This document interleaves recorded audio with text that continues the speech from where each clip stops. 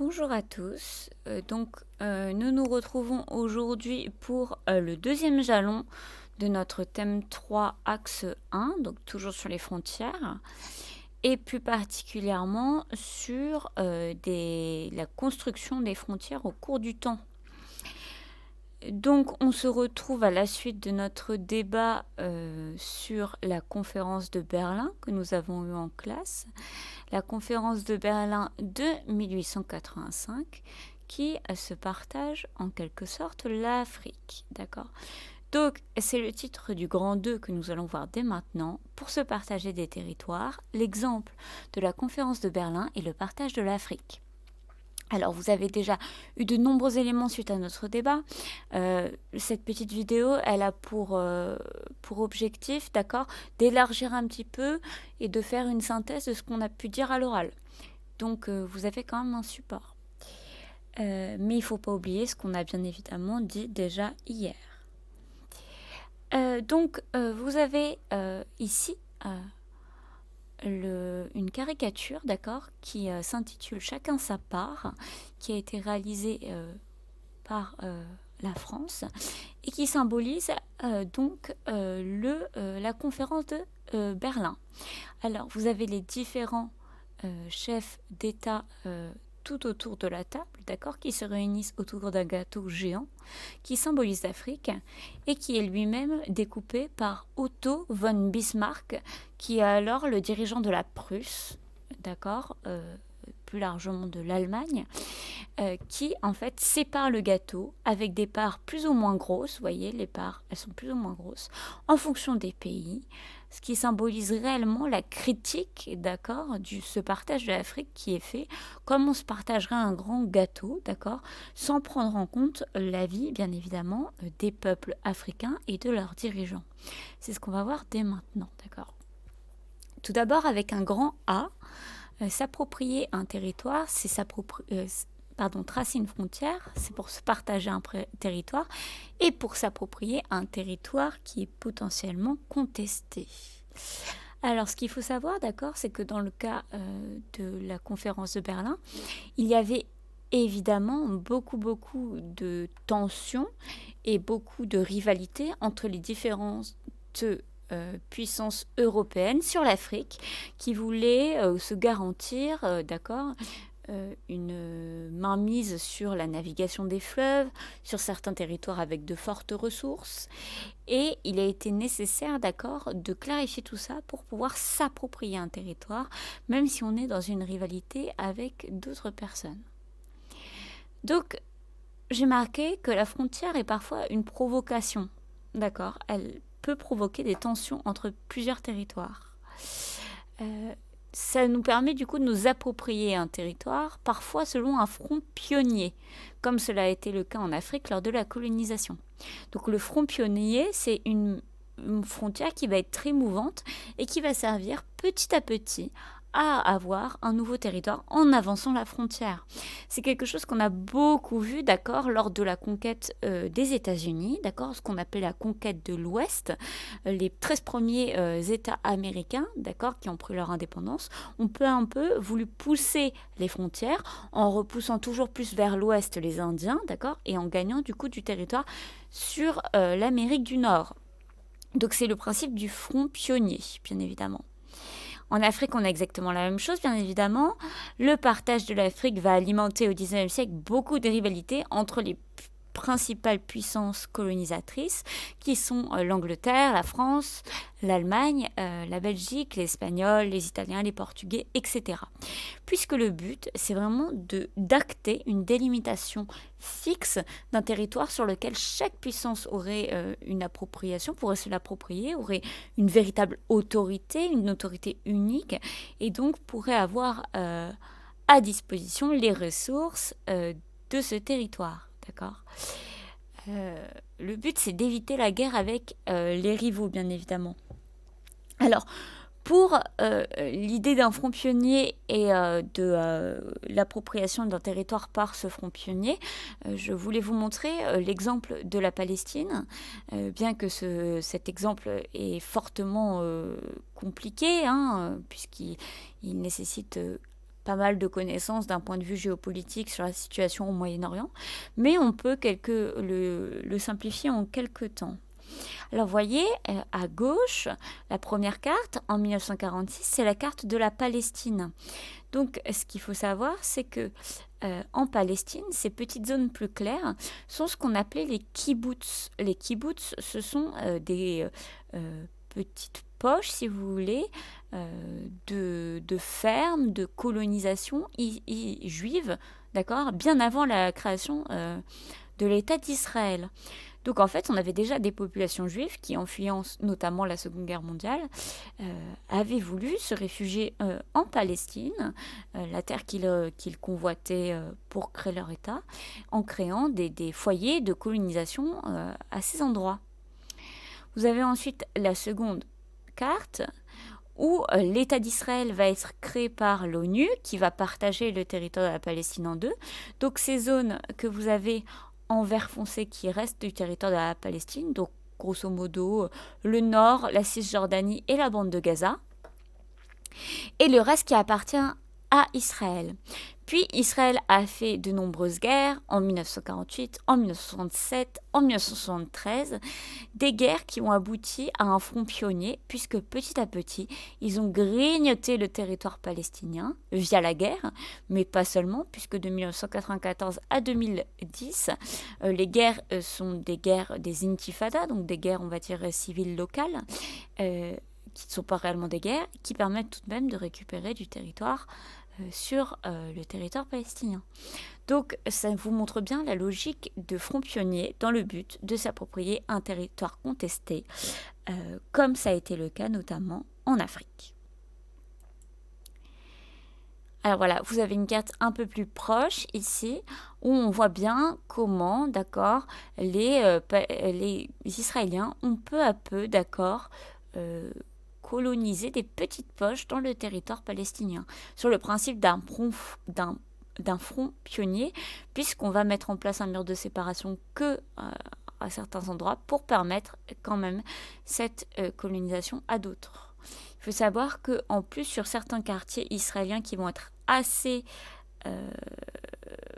on va dire, isolés, presque insulaires dans le territoire palestiniens, comme ici par exemple, ou ici, on va avoir des murs parfois qui sont mis en place autour des territoires israéliens pour éviter justement que les Palestiniens puissent venir récupérer le territoire. Alors, ce qu'il faut savoir, c'est que nous, on va revenir à notre conférence de Berlin. Donc, comme je vous l'ai dit, elle s'ouvre à l'initiative des Portugais, puisqu'il va y avoir certains litiges autour du fleuve, notamment le fleuve Niger et le fleuve Congo, d'accord. Mais même si elle est ouverte par l'initiative des Portugais, elle va être mise en place sous l'autorité d'Otto von Bismarck, qui est alors chancelier allemand en février 1985. Au final, qu'est-ce qu'elle fait cette conférence? Elle ne sépare pas à proprement parler, d'accord, l'Afrique. Elle va plutôt réglementer, d'accord, l'attribution de nouveaux territoires. Donc déjà, on peut progresser de la côte vers l'intérieur, d'accord, si on a le territoire qui est libre et qui n'est pas sous l'influence d'une autre puissance. On va avoir la liberté de naviguer sur les fleuves, comme le fleuve Congo, d'accord, puisqu'ils vont devenir entre guillemets internationaux, c'est-à-dire que tout le monde peut naviguer dessus, ils n'appartiennent pas à une personne. On va attribuer le Congo, donc une grande partie du bassin du Congo qui était très important pour ses richesses tropicales, etc., à la Belgique, d'accord. Ça va devenir même la propriété du roi des Belges et non pas de la Belgique en tant que pays. Il va y avoir une toute petite partie de ce bassin du Congo qui va être donnée à la France sous le nom de Congo français, du coup. On va donner aussi l'autorité sur les territoires déjà conquis de nombreuses puissances, donc du Portugal, de la France, de l'Angleterre, et ainsi de suite. On va mettre en place aussi des accords bilatéraux pour définir des sortes de frontières entre différents territoires qui seraient, entre guillemets, qui se toucheraient, d'accord, qui pourraient avoir des dyades en commun. Et Et aussi, surtout très important, on interdit l'esclavage et la traite négrière, ce qui est très important puisque ça pouvait être enlevé des enjeux de cette maîtrise du territoire. Il n'est plus important de pouvoir avoir des esclaves, donc on va réagir autrement dans cette appropriation du territoire. C'est aussi pour mettre au clair les règles pour tout le monde. Certains pays comme la France avaient déjà aboli l'esclavage, 1848, alors que d'autres pays ne l'avaient pas encore aboli. Donc ça mettait comme ça tout le monde d'accord. En 25 ans, on va voir les frontières de l'Afrique, elles vont se tracer vraiment, entre guillemets définitivement, même si elles vont un peu modifier ensuite. Mais ça n'a pas évité les crises. Alors, je vais vous montrer juste ensuite les différentes cartes qui montrent le tracé des frontières, qui est assez rapide mais progressif tout de même. Mais il faut tout d'abord que je vous parle de l'incident de Fashoda en 1898 entre la France et le Royaume-Uni.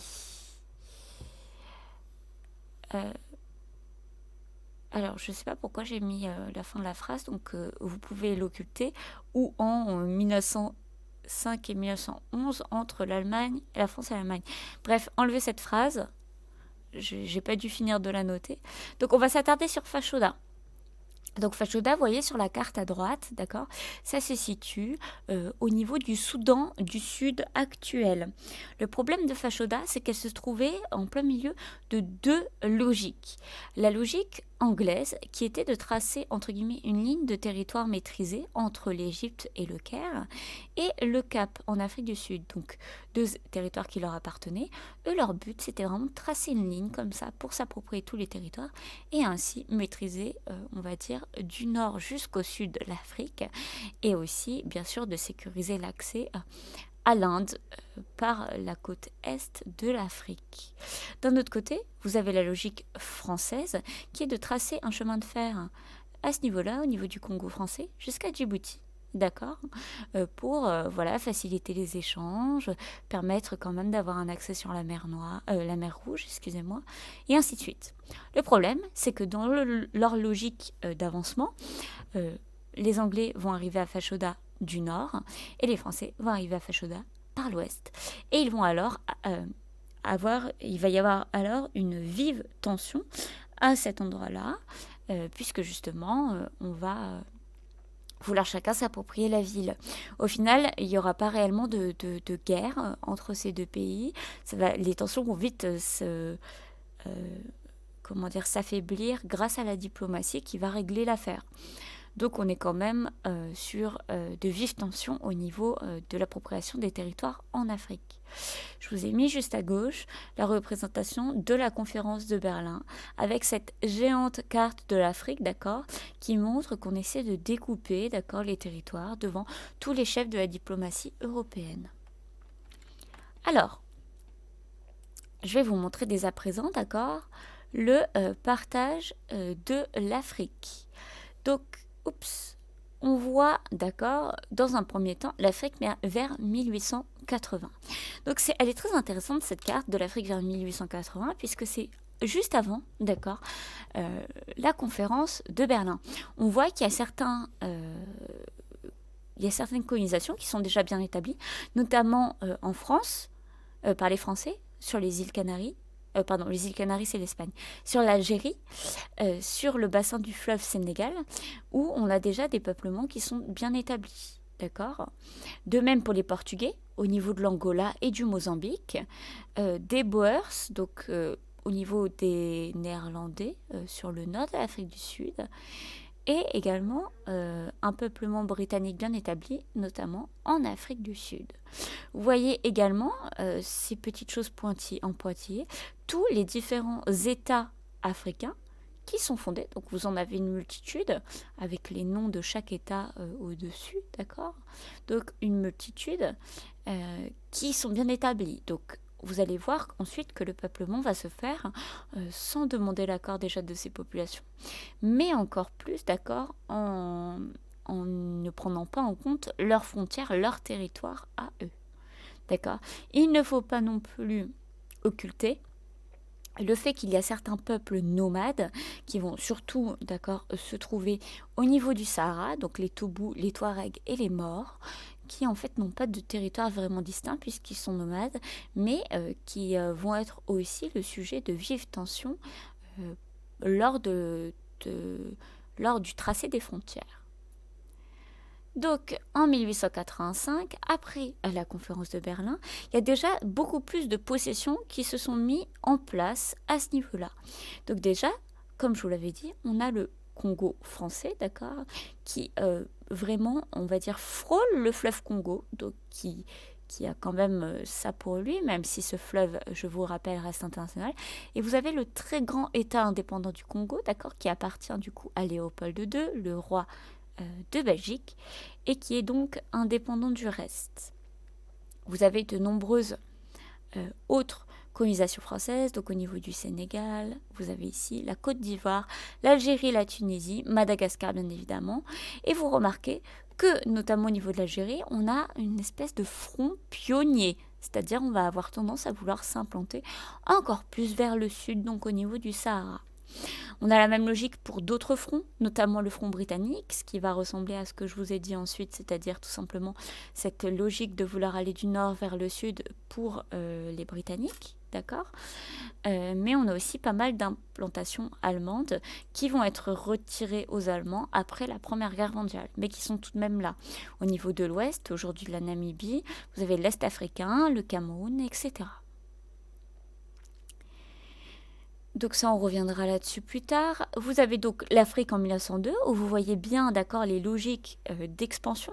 Donc déjà, un contrôle beaucoup plus grand de l'Ouest africain par les Français, un front algérien qui est allé vraiment vers le sud, de même une tentative toujours d'étendre, d'accord, le Congo français, un État indépendant du Congo qui se retrouve beaucoup plus encerclé par d'autres puissances, notamment les colonisations britanniques, les colonisations allemandes, mais également les colonisations portugaises. Donc cet État, il va vraiment se dessiner par rapport aux autres.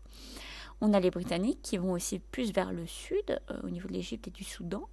Et donc on a vraiment une colonisation qui se fait petit à petit, avec très peu d'États indépendants africains, puisqu'on en voit qu'il nous en reste que 5, d'accord. L'Éthiopie, l'Ouadaï, le califat de Sokoto, le Libéria et le Maroc, qui sont réellement indépendants. En 1914, donc vous voyez, on est environ une trentaine d'années plus tard. Là, on a une Afrique qui est totalement colonisée, d'accord. Chaque espace est pris, mis à part deux, d'accord, l'Éthiopie et le Libéria qui sera le seul pays africain qui n'aura jamais de colonisation, d'accord. Donc voilà. Pour le reste, pratiquement tout est colonisé et vous remarquez que globalement l'idée de colonisation des Français et des Britanniques a été respectée puisqu'on a vraiment comme une ligne qui se dessine du nord au sud pour les Britanniques et on a vraiment tout l'ouest pratiquement qui appartient à la France. Voilà. Donc on va revenir sur notre PowerPoint. Et donc, je tenais à vous montrer deux caricatures. La première, c'est la une d'un journal qui montre en fait l'Afrique. D'accord. Donc, vous avez une femme qui est censée représenter l'Afrique noire. Là, vous avez une femme qui est censée représenter le Moyen-Orient. Alors, plutôt l'Afrique du Nord, du coup. Et vous avez une dernière femme qui est censée représenter l'Égypte. On le voit par sa coupe, qui est un peu caractéristique, mais également par la pyramide que vous avez derrière. Donc, bien évidemment, on est dans les clichés. Donc, on a la charrette où sont ces trois femmes qui sont tirées par des lions, d'accord. Et vous avez les différentes mains, ces mains qui sont censées représenter les dirigeants de l'Europe, qui vont s'arracher, entre guillemets, les femmes. Donc c'est une critique, bien évidemment. On voit quelque part ce partage de l'Afrique comme un rapt, comme un vol, comme une séparation, une bagarre pour posséder ces femmes. D'accord. Une seconde caricature, cette caricature s'appelle Le Colosse de Rhodes. C'est une caricature d'Edward Linley Sanborn qui a été faite en 1892, donc juste après la conférence de Berlin. Et cette caricature Elle représente Cecil Rhodes, d'accord, qui est un riche homme d'affaires britannique, qui en fait est le Premier ministre de la colonie du Cap en Afrique du Sud.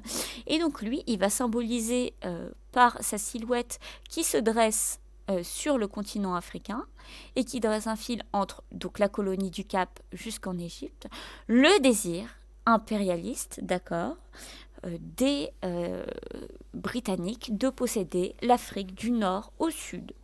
Alors, je rappelle une rapide définition de l'impérialisme. C'est une domination militaire, politique, économique ou culturelle qui est exercée par un pays sur un autre pays ou sur un territoire. Et là, c'est exactement ce qui va se passer en Afrique avec ce tracé des frontières lors de la conférence de Berlin. Donc je vous ai mis aussi ces cartes, vous l'avez aussi dans le PDF que je vous ai remis, d'accord?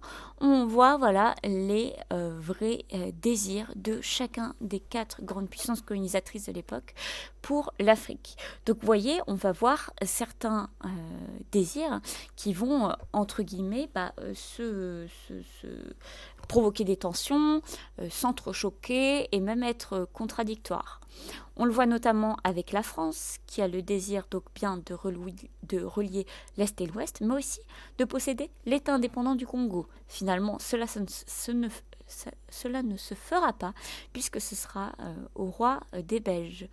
Vous avez de même l'Allemagne qui désire, d'accord, posséder le milieu de l'Afrique de l'Est à l'Ouest. Bien évidemment, ça ne se fera pas, puisqu'on a bien évidemment l'État indépendant du Congo, toujours pour les Belges, enfin le roi des Belges, mais aussi l'État du Congo français qui empêchera ce lien. D'accord ? Vous avez également le Royaume-Uni, vous voyez, cette colonisation qui ne se fera pas à cause de la présence et du Portugal et de l'Allemagne. Et de même, le Portugal ne possédera pas cette Afrique d'Est en Ouest, puisqu'il y aura évidemment le Royaume-Uni et l'Allemagne qui se mettra entre les deux. Donc vous voyez que ces logiques de colonisation parfois s'entrechoquent, et c'est pour ça qu'il était aussi nécessaire, avec la conférence de Berlin, d'édicter certaines règles. En 1910, on peut dire que l'Afrique elle est totalement partagée, d'accord. Les frontières elles sont tracées par les puissances européennes sans que les peuples africains ne soient consultés, ni même que l'idée de frontière ne leur soit nécessairement acquise. C'est-à-dire que ils tracent des frontières sans que ces frontières ne soient forcément reconnues par les peuples africains, ni acceptées, d'accord. Et bien sûr, ces peuples africains ne sont pas consultés dans le tracé de ces frontières, ce qui va être problématique. Même si parfois on va prendre en compte les barrières naturelles dans la découpe du territoire, c'est ce qu'on va voir notamment avec la France qui va s'arrêter au niveau du fleuve Congo. Les zones qui séparaient les empires, les royaumes et les ethnies, elles sont souvent très floues, donc difficiles à tracer, mouvantes et perméables. Du coup, on ne va pas du tout les prendre en compte, ce qui va créer notamment beaucoup de tensions entre les différentes ethnies, etc.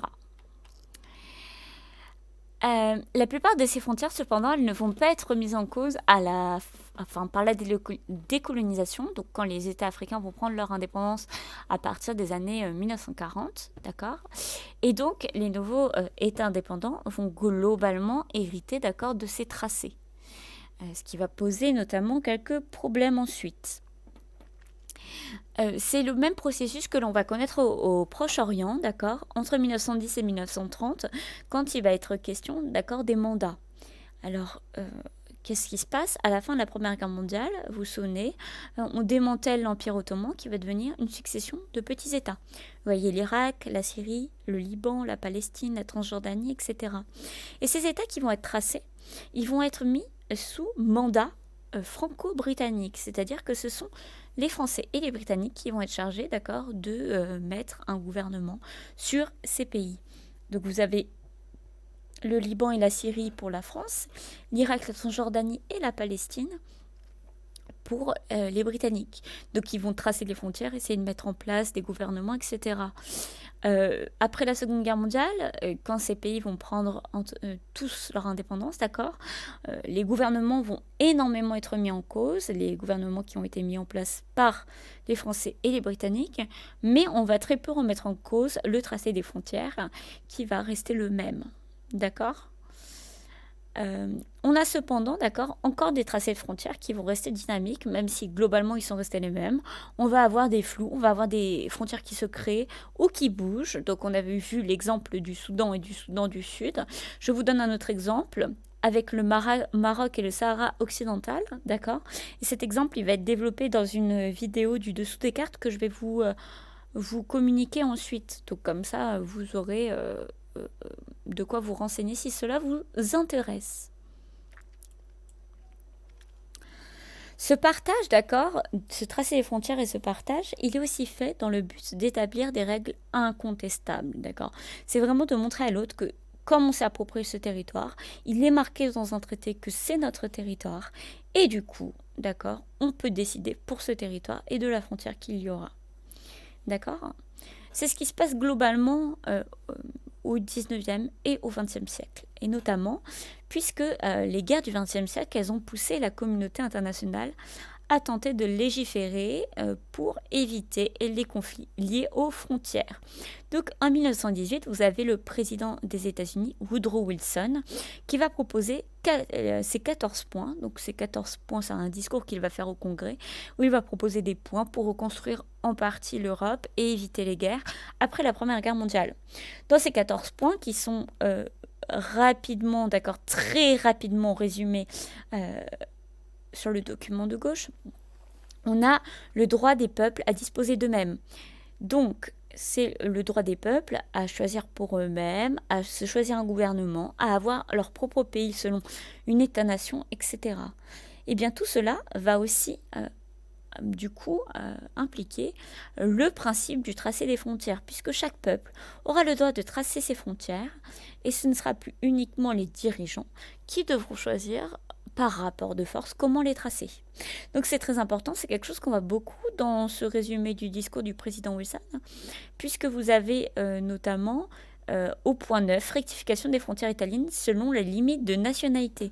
Donc le but, d'accord, c'est de redonner des frontières selon des nationalités et selon des peuples, et non juste selon un désir impérialiste de vouloir avoir le plus de territoire possible. De même, vous avez cette même logique avec le point 10, autonomie des peuples de l'Empire austro-hongrois. Donc ces peuples de l'Empire austro-hongrois comportaient de nombreuses nationalités, d'accord, qui avaient le droit du coup d'avoir leurs propres frontières. Donc évacuation de la Roumanie, de la Serbie, du Monténégro, ça répond à la même logique. Limitation de la souveraineté ottomane aux seules régions turques, ça c'est ce que nous avions vu ensemble quand nous avions parlé de la puissance de l'Empire ottoman. C'est ce qu'on a vu, d'accord, le désir de donner entre guillemets un État à chaque peuple, et ainsi de suite, création d'un État polonais, et ainsi de suite. Donc dans le cadre de dislocation des empires, c'est quelque chose qu'on voit beaucoup, mais pas seulement, c'est aussi souvent ce qu'on voit à la fin des guerres. Et on a eu, vous vous souvenez, des guerres, notamment la guerre de Yougoslavie, la guerre du Kosovo et la guerre des Balkans, qui ont eu lieu dans la même zone, d'accord, à ce niveau-là, au niveau des Balkans, où vous voyez qu'il y a une réelle, d'accord, diversité ethnique. Donc vous avez des Croates, des Serbes, des musulmans bosniaques, des Slovènes, des Monténégrins, des Macédoniens, des Hongrois, des Albanais, qui peuplent en fait ces terres d'une façon qui n'est pas représentée par les frontières normalement, ce qui crée des tensions, d'accord. La répartition de ces peuples, elle n'est pas homogène, d'accord. On ne va pas trouver tous ces peuples dans un seul endroit. On peut le voir notamment avec la Bosnie-Herzégovine, où on a un mélange de Serbes, de Slovènes, de musulmans bosniaques, mais également de Croates, d'accord.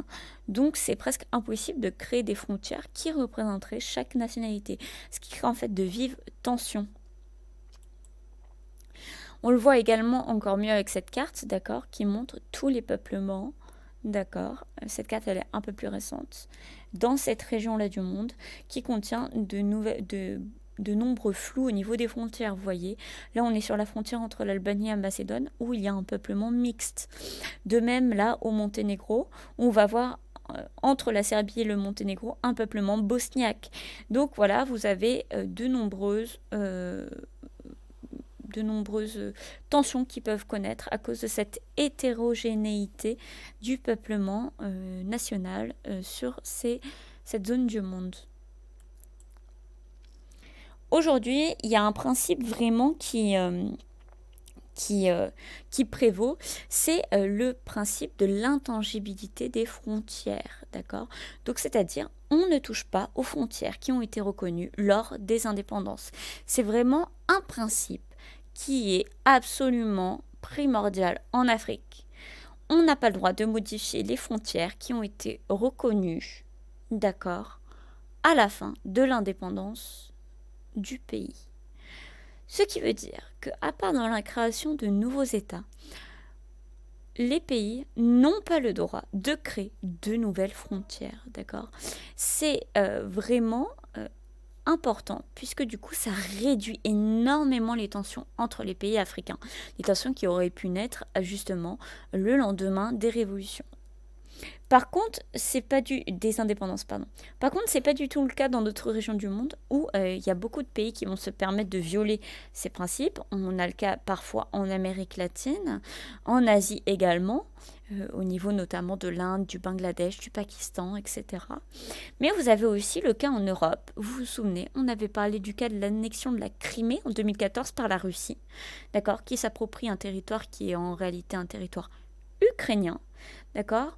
Lorsqu'il y a eu la chute de l'URSS, chaque État qui s'est créé à ce moment-là aurait dû respecter le principe de l'intangibilité des frontières. D'accord.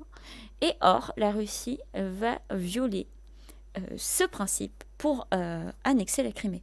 Donc on voit que même si on essaie de régler par certains principes les tensions qui pourraient être liées à l'appropriation de territoires ou à la création de frontières, certains pays ne veulent pas reconnaître cela. Donc voilà, on a fini pour cette semaine ce petit principe d'intangibilité des frontières et cette conférence de Berlin. Nous nous retrouvons donc pour le prochain cours. Bon courage à tous pour cette semaine.